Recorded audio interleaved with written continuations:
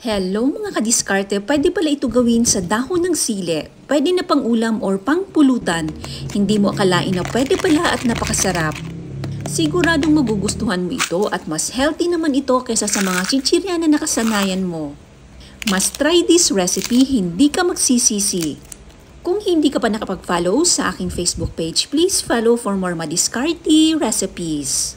3 bundle ng dahon ng sili lang yung nabili ko. Tanggalin yung dahon sa stem, huwag isagad para dyan hahawakan kapag lalagyan na ng butter. Para sa kumpletong listahan ng ingredients, ilalagay ko sa dulo ng ating video. Hugasan lang, hindi ko na pinakita ang paghugas. Ilagay sa strainer para tumulo ang excess na tubig.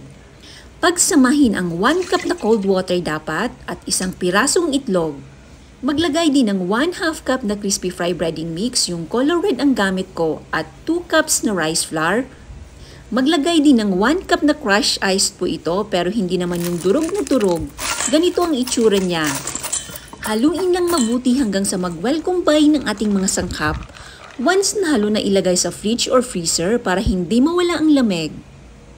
Habang magpapainit pa ng mantika, i-coat pa natin ang ating dahon ng sili. I-coat sa rice flour din po ito ha. Make sure na malagyan lahat ng sides para dumikit ang ating butter. Eto na lahat na coat na natin. Make sure na mainit ang mantika bago magprito. Medium low heat lang dapat ang init. Tsaka nyo lang ilabas sa fridge or freezer ang butter once na mainit ng mantika. Haluin lang natin saglit.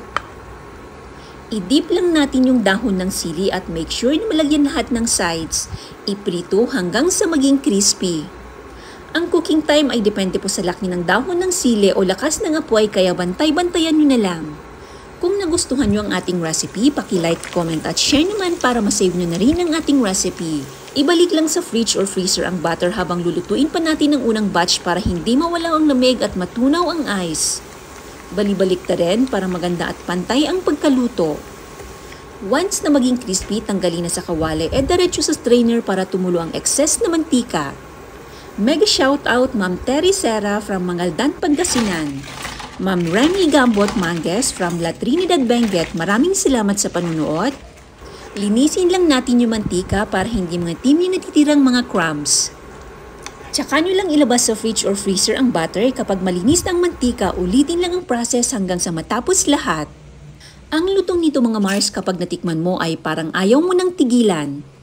Thank you so much for watching Ma'am Alma Messina Hilario from Leyte, Ma'am Flor Lelata from Manawag, Pangasinan, Ma'am Lucy Gua from Pandi, Bulacan. Maraming salamat po sa panunood hanggang sa muli na pagbahagi ng madiskarte recipe.